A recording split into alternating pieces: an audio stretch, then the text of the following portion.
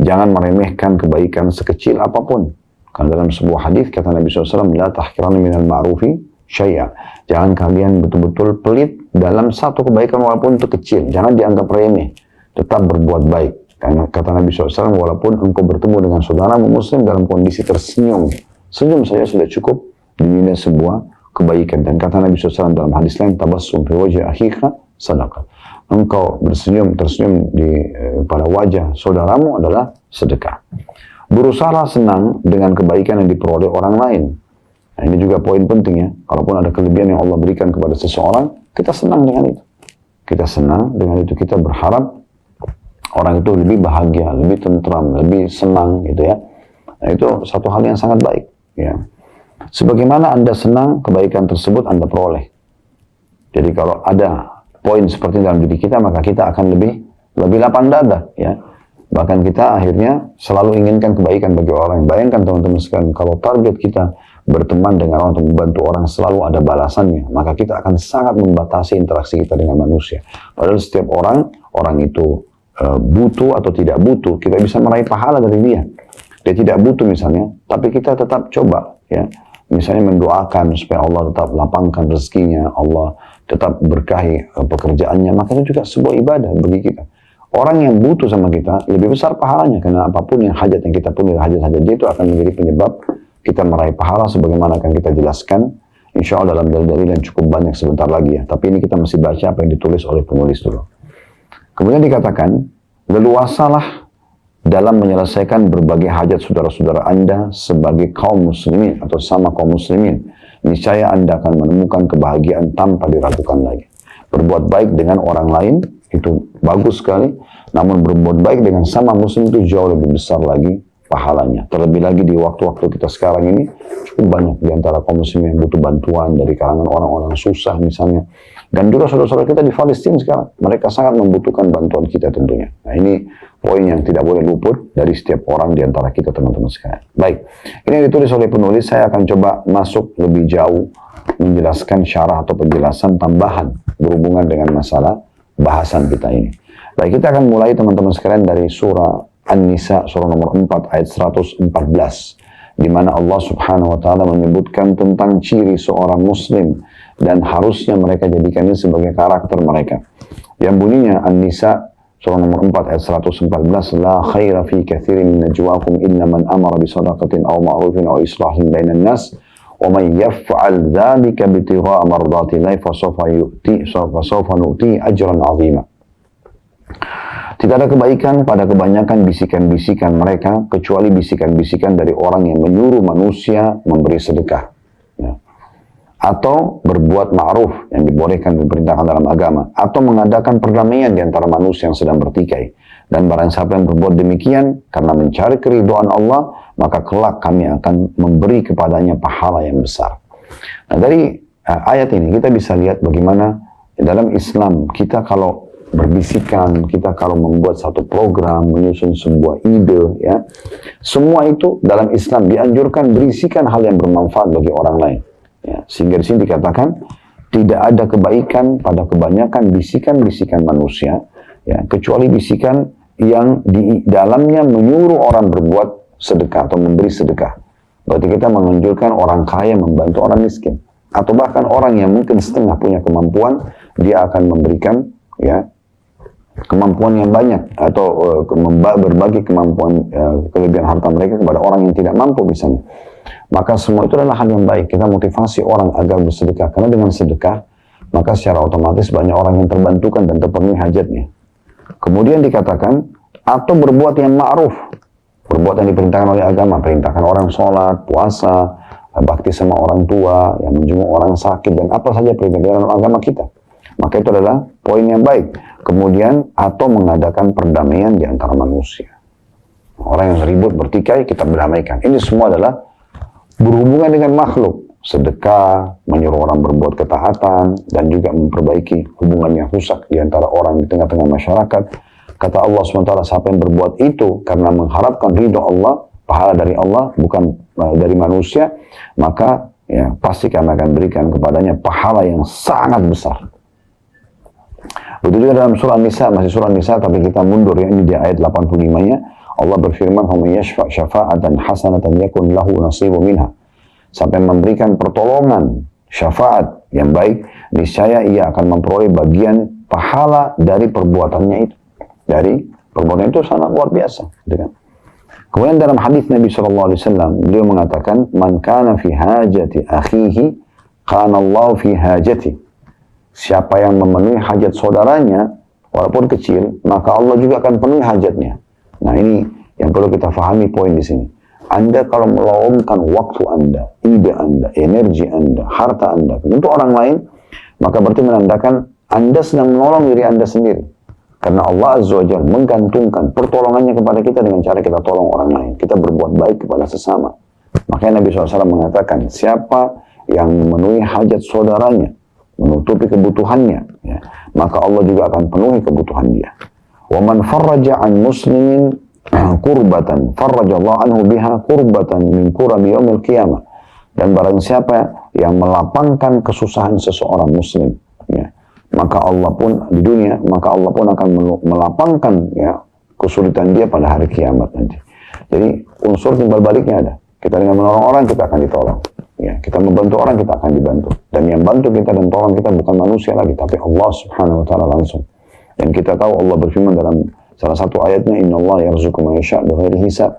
Allah kalau sudah memberikan rezeki kepada orang, maka tanpa ada hitungan lagi di situ. Itu juga masalah menutupi kekurangan dan kesalahan, lalu kita nasihatin. Karena lanjutan hadisnya kata Nabi SAW, "Man satara musliman satarahu Allah yaumal qiyamah." Dan barang siapa menutupi aib seorang muslim, Allah akan tutupi juga aibnya nanti di dunia, ya, atau di hari kiamat. Nah, hadis ini diriwayatkan oleh Bukhari dan juga Muslim. Ya, kita bisa lihat bagaimana luar biasanya ya penyampaian Nabi SAW ini luar biasa gitu. Di dalam hadis yang lain, ya, dan hadis ini juga sama diriwayatkan oleh Muslim, ya, yang berbunyi hadis cukup panjang dari hadis Abu Hurairah radhiyallahu anhu, man naffasa an mu'minin min kurabid dunya naffasallahu anhu kurbatan min kurabi yaumil qiyamah. Barang siapa yang melapangkan satu kesusahan dunia dari seorang mukmin, maka Allah akan lapangkan darinya ya satu kesusahan di hari kiamat nanti. Ini luar biasa nih.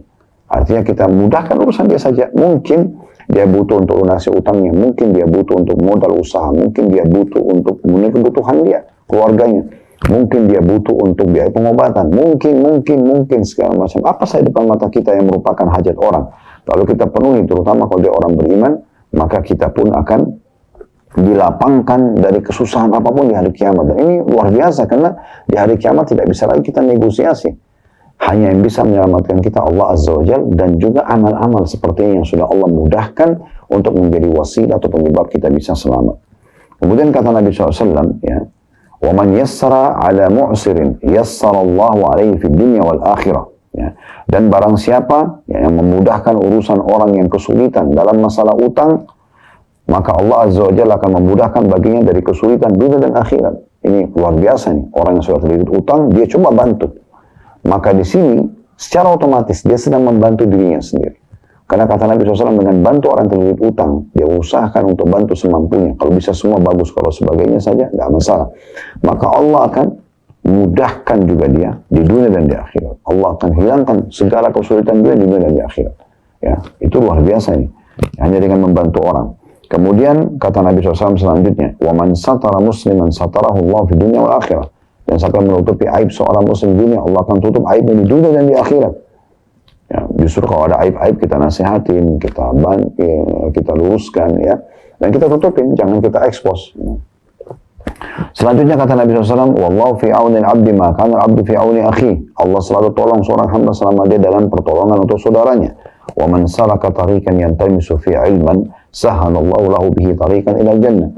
Dan siapa yang coba meneliti jalan menuju menuntut ilmu, mau belajar kayak sekarang Anda dengarkan misalnya ceramah kita ini, baik offline ataupun online, baik itu live ataupun siaran ulang, maka Allah akan mudahkan baginya jalan menuju ke surga. Karena dia jadi tahu amalan-amalan apa saja yang membawanya ke surga. Dia juga jadi tahu apa saja amalan yang dilarang yang hanya bisa membawa dia ke neraka dan jauh dari surga. Maka dengan itu dia akan dimudahkan menuju ke surga.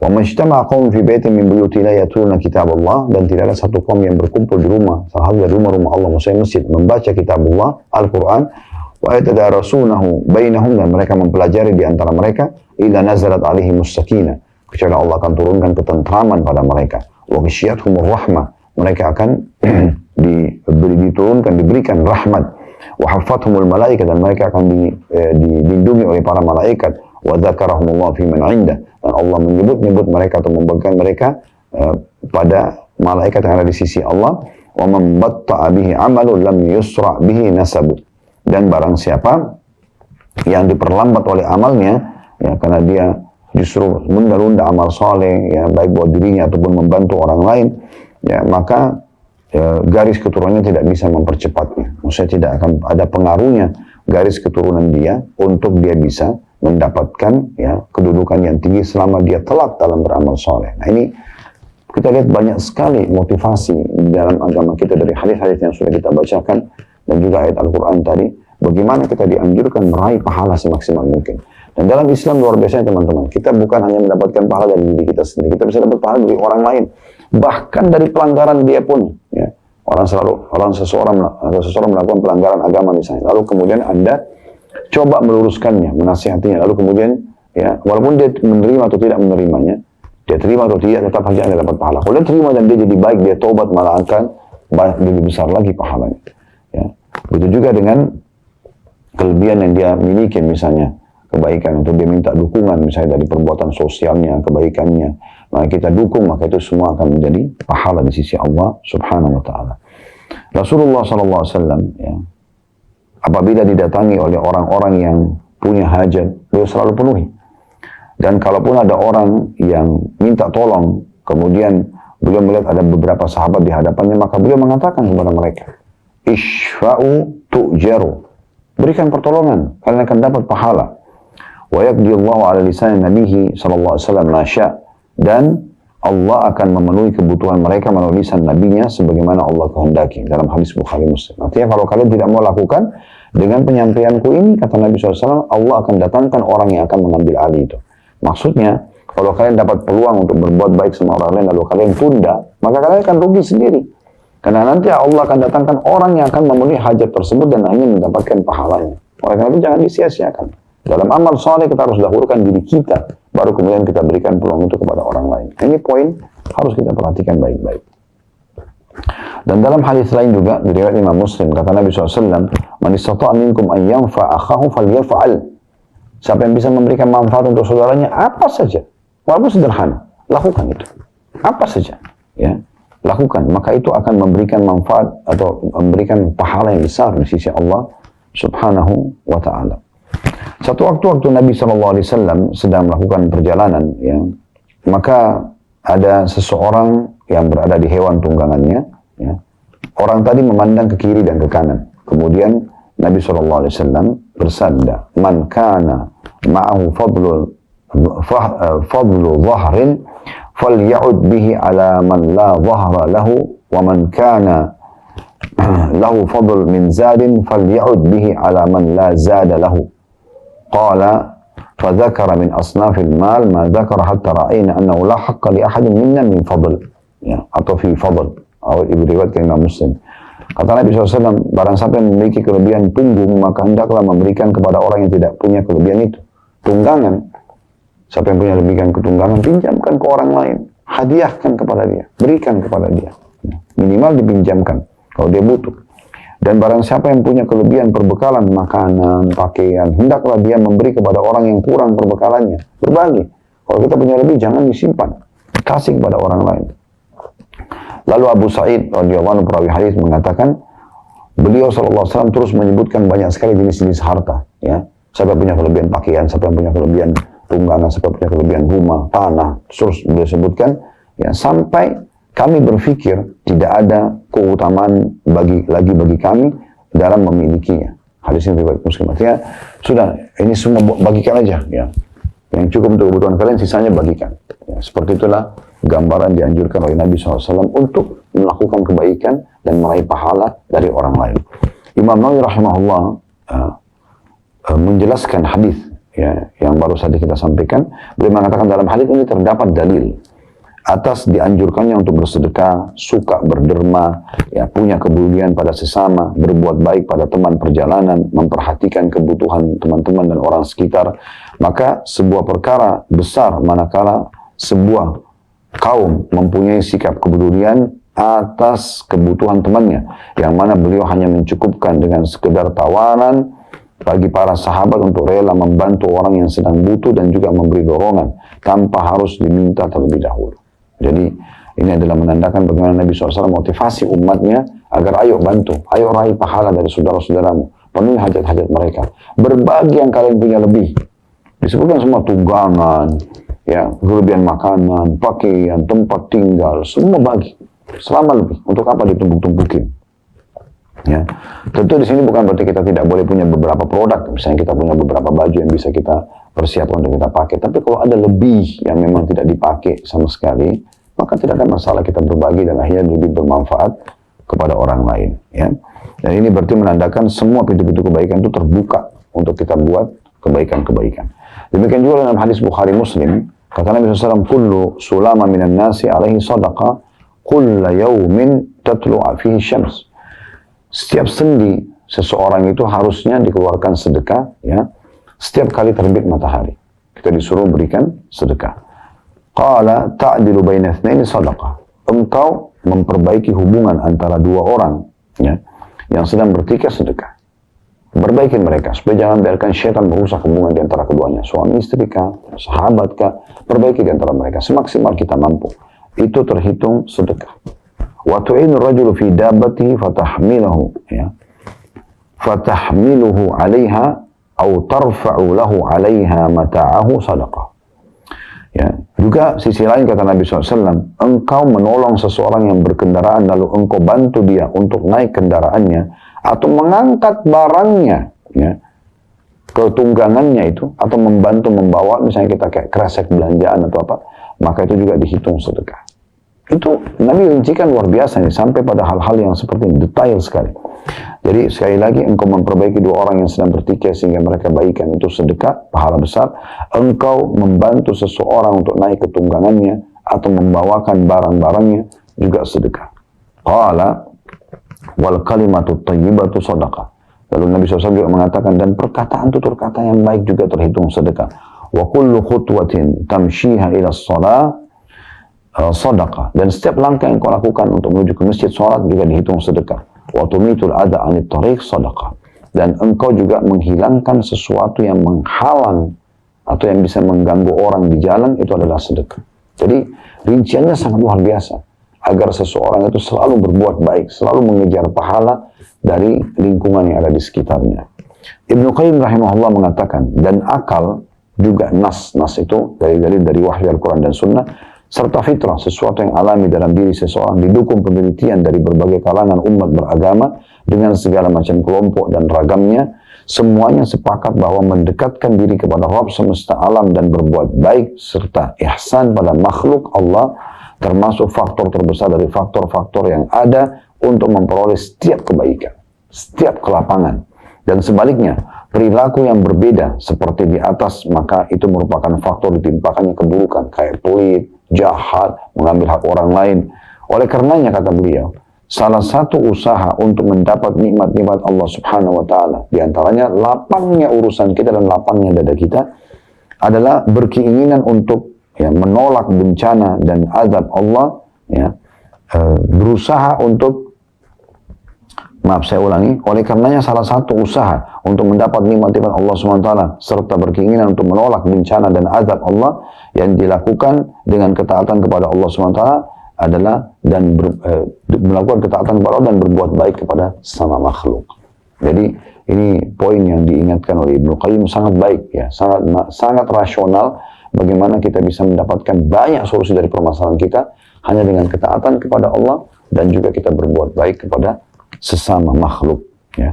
Bagaimana, ya, kita lihat Nabi Muhammad alaihi salatu wassalam, beliau berbuat baik kepada semua orang. Dalam hadis Bukhari disebutkan, Nabi SAW tidak pernah menolak permintaan siapapun yang minta selama beliau mampu. Nabi SAW pernah lagi jalan di jalan, dalam riwayat yang lain, ada seorang anak perempuan yang memegang tangan beliau dan meminta agar dipenuhi hajatnya, dan beliau jalan bersama dengan orang itu. Kan gitu. Jadi itu luar biasa. Jadi bagaimana Nabi SAW menjadi suri teladan dalam masalah ini. Bahkan ada orang pernah datang meminta dengan cara yang kasar, mengatakan, ya Rasulullah, hai Muhammad, berikanlah harta yang sudah Allah amanahkan kepada anda.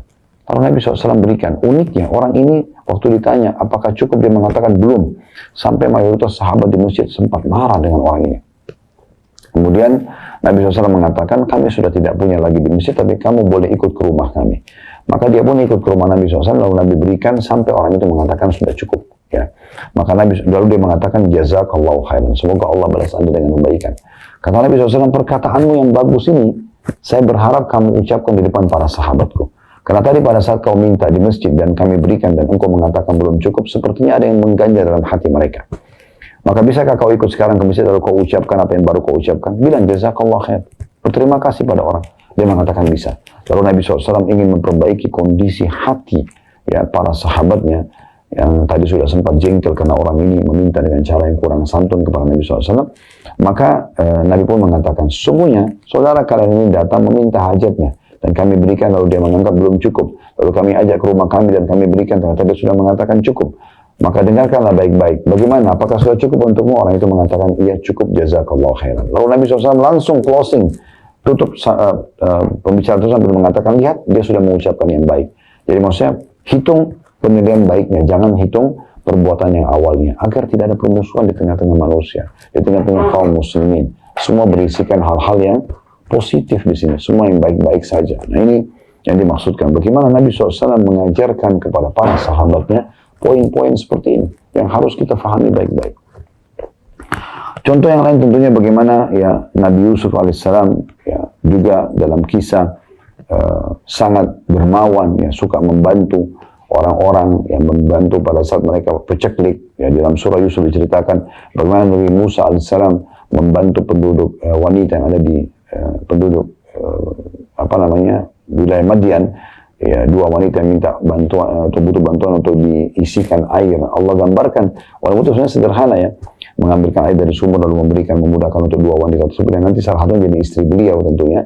Maka itu juga adalah contoh yang disebutkan dalam Al-Quran ya. Dan bagaimana cukup banyak contoh-contoh dari para nabi-nabi dalam masa ini, juga dengan para sahabat Nabi ridwanullah alaihim ya. Bagaimana Khadijah radhiyallahu anha membantu Nabi SAW ya, membantu kerabat ya, membantu kaum muslimin, membantu dakwah ini dengan hartanya. Makanya Nabi SAW pernah berkata kepada Aisyah, wahai Aisyah, tidak akan pernah ada yang bisa menggantikan Khadijah karena dia beriman padaku di saat orang-orang tidak beriman, dan dia membantu agama ini dengan seluruh hartanya radhiyallahu anha. Jadi memang luar biasa. Nah ini disuruh untuk berbuat baik seperti ini. Dan ciri Nabi SAW memang seperti itu. Makanya Khadijah sendiri memuji Nabi SAW sambil mengatakan, waktu beliau ketakutan pertama bertemu dengan Jibril di Gua Hira, di Jabal Nur, beliau ketakutan pada saat itu. Apa ini? Karena belum pernah bertemu dengan malaikat dengan postur aslinya Jibril AS. Maka kata Khadijah menghibur suaminya, sungguhnya apakah engkau kira engkau diganggu oleh syaitan atau jin? Engkau adalah orang yang suka menyambung tali kekerabatan, memikul beban orang lain yang mendapat kesusahan, ya, kemudian pemberi orang yang papa yang butuh bantuan, penjamu tamu, serta pendukung setiap upaya penegakan kebenaran dalam riwayat Bukhari. Lalu untuk apa kamu khawatir? Nah ini merupakan ciri khas Nabi SAW. Gitu. Ini luar biasa. Dan Nabi SAW juga tidak pernah menolak. Kayak tadi saya bilang, orang kalau minta bantuan, sampai pernah ada orang datang minta, dia berikan. Dan kalau Nabi SAW berikan itu tanpa pamrih, tanpa berharap balasan, dan tanpa penilaian. Beliau pernah mendapatkan sekian keranjang hasil panen kurma yang sangat banyak. Ada orang minta, beliau kasih satu keranjang, bukan berapa butir misalnya, dikasih semua. Sehingga kebutuhan orang terpenuhi. Dan pada saat itu habis. Masih ada juga orang yang minta bantuan. Maka Nabi SAW terlihat sedih. Umar bin Khattab radhiyallahu lagi duduk di sebelah Nabi SAW lalu mengatakan, ya Rasulullah, tidak ada keharusan Anda harus membantu semua orang sementara Rasulullah tidak mampu. Maka Nabi SAW terdiam. Di sebelah Umar ada Ali, juga sahabat Nabi radhiyallahu anhu ajma'in, mengatakan, ya Rasulullah, di korek kantong ada uang 3 dirham. Dia mengatakan, saya masih punya 3 dirham.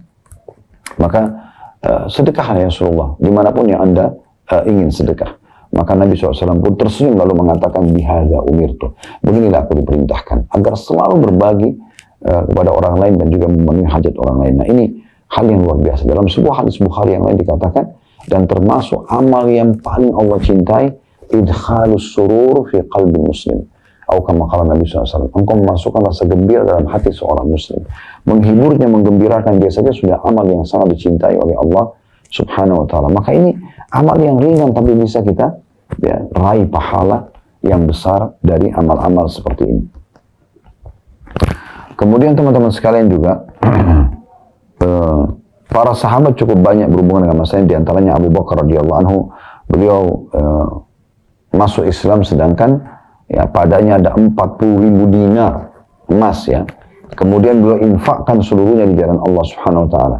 Beliau juga bebaskan 7 budak yang semuanya berjihad di jalan Allah dan menjadi sahabat yang mulia ya, seperti Bilal, Amr bin Fuhaira ya, atau Fahira, Zambara, kemudian An-Nahdiyah perempuan ini dan anak perempuannya, kemudian Jariyah bin Mu'ammal ya, kemudian Ummu Ablis ya, dan seterusnya. Ini semua orang-orang yang dibebaskan ya, oleh Abu Bakar. Belum lagi beliau pada saat pertama masuk Islam, beliau langsung mengajak orang-orang di sekitarnya. Apakah anda sudah tahu kalau Utsman bin Affan masuk Islam di tangan Abu Bakar? Abdurrahman bin Auf ya, 2 orang sahabat terkenal, orang yang sangat dermawan dan kaya raya, banyak sedekahnya. Bahkan Nabi SAW mengatakan tentang Utsman, tidak ada yang bisa menghalangi Utsman masuk surga setelah apa yang dilakukan pada hari ini ya, karena ya, dia bersedekah dengan harta. Tapi apakah anda sadar dengan kebaikan Abu Bakar menawarkan Islam pada Utsman, akhirnya Utsman masuk Islam, Abu Bakar panen semua pahalanya Utsman. Begitu juga dengan Abdurrahman bin Auf yang terkenal dengan pemilik sedekah yang sangat luar biasa, orang yang sangat dermawan, juga masuk Islam di tangan ya, Abu Bakar. Bukankah Talha bin Ubaidillah juga seorang yang sangat dermawan dalam Islam dan yang sangat membela Nabi SAW di perang Uhud, juga masuk Islam di tangan Abu Bakar? Bukankah Zubair bin Awam yang terkenal dengan Hawari Nabi SAW, bodyguardnya Nabi, karena sangat pemberani dalam membela agama Islam dan membela Nabi SAW, juga masuk Islam di tangan Abu Bakar? Dan luar biasa, karena niat baiknya, karena ingin kebaikan itu tersebar, maka dia pun meraih pahala yang sangat banyak. Begitu juga Umar bin Khattab radhiyallahu anhu, beliau paling suka ya jalan di malam hari, kemudian memenuhi kebutuhan orang-orang yang butuh hajatnya ya, di antara dibantu janda-janda, orang-orang susah ya. Ya, sampai satu waktu Talha bin Ubaidillah pernah melihat beliau membawa air pada rumah seorang wanita. Kemudian Talha mendatangi rumah tersebut di siang hari, maka dia mendapati dalam rumah itu terdapat seorang wanita tua yang buta sedang duduk di atas kursi. Lantas dia bertanya, Talha bertanya, apa yang dilakukan oleh Umar padamu? Wanita itu menjawab, perbuatan ini dia lakukan semenjak ini dan itu. Beliau selalu memperhatikanku sambil datang membawa kebutuhanku dan melapangkan kesulitanku. Jadi siapa teman-teman sekalian yang berpikir seperti Umar bin Khattab? Dia datangi seseorang, di masa itu tidak ada media, wanita tua, buta, janda, gak ada orang yang urus. Dia datang khusus untuk memenuhi hajatnya. Dan sudah sekian tahun dia kerjakan itu. Karena fahamnya Umar, pahala yang sangat besar. Walaupun manusia tidak tahu, tapi Allah Azza wa Jalla tahu. Itu luar biasa. Di mana Umar bin Khattab juga pernah menemukan seseorang Arab Badui menancapkan kemahnya di menjelang ini di tengah malam, ya, menjelang subuh.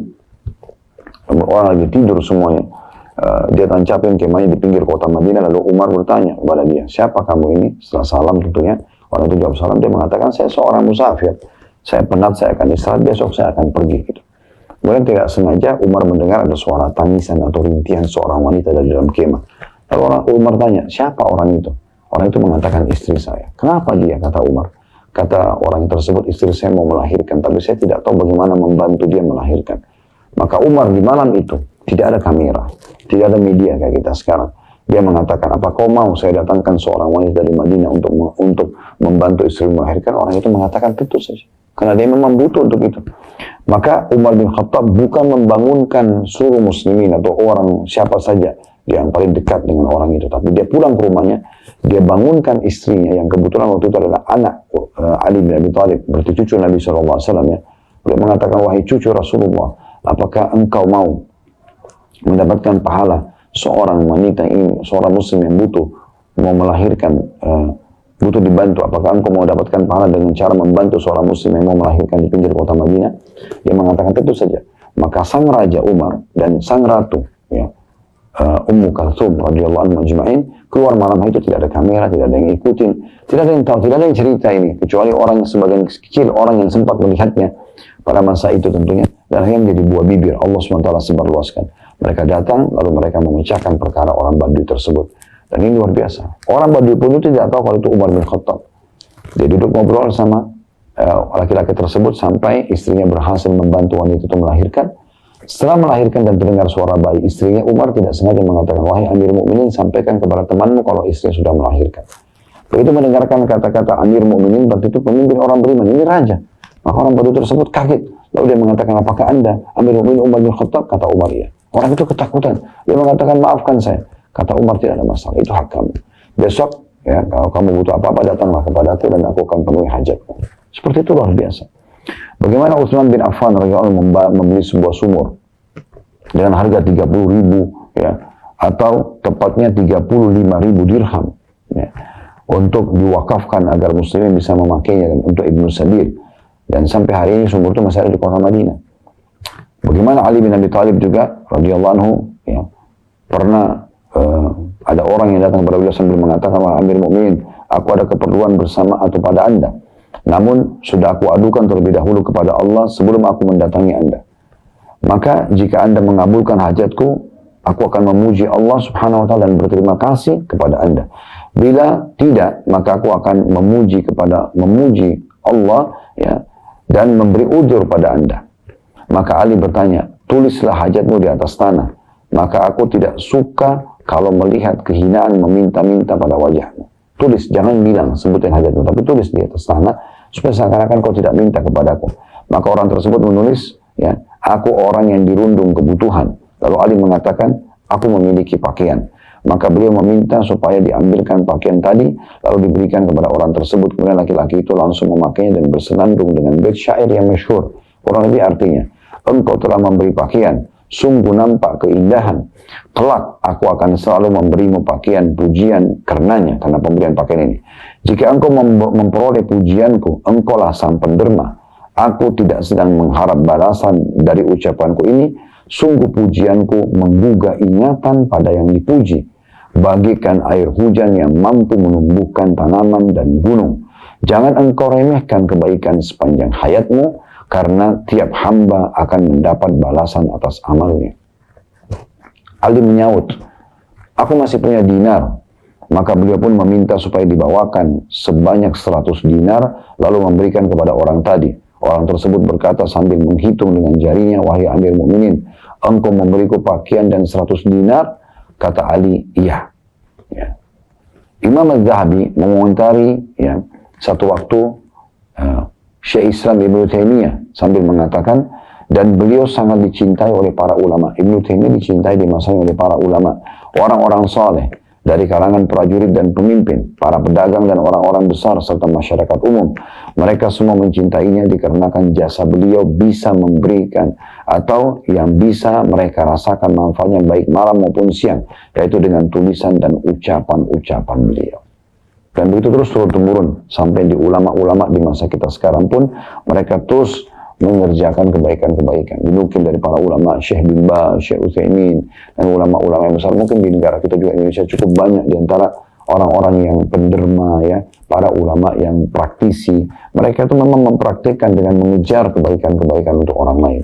Bagi mereka, bagaimana bisa meraih pahala yang besar selain daripada amal kita pribadi dari orang-orang tersebut. Nah, ini yang dimaksudkan dari inti bahasan kita. Jadi ini sejalan dengan sabda Nabi SAW, sana'il ma'ruf, taqi masari'is su' wa sadaqatus sir tudfi ghadabur rabb. Semua perbuatan ma'ruf akan menjaga pelakunya dari kejahatan perbuatan buruk. Dia akan selamat dari berbuat keburukan, dia juga akan selamat dari keburukan orang lain. Dan sedekah dikala tidak terlihat orang banyak akan meredahkan, ya, murkahnya Allah subhanahu wa ta'ala.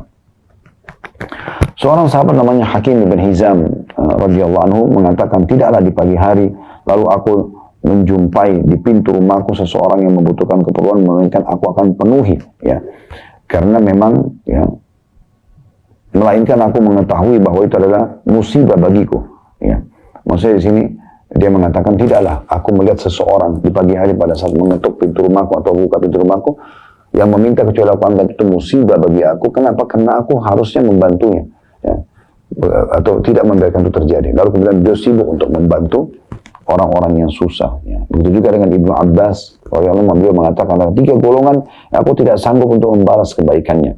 Seseorang yang memulai salam bersamaku atau kepadaku, dan seseorang yang mempersilahkan duduk untukku dalam satu majlis, dan seseorang yang kakinya terkena debu karena berjalan ingin memberi salam padaku. Ya. Dari ini Abdullah bin Abbas radhiyallahu anhu mengatakan, orang-orang yang berbuat baik seperti ini walaupun sederhana, hanya untuk mengucapkan salam, hanya untuk menanyakan kabarku, itu adalah aku tidak bisa membalas kebaikan tersebut, karena memang ya mereka luar biasa dalam mencari dan meraih pahala, tentunya meraih pahala. Ya, Allahu a'lam.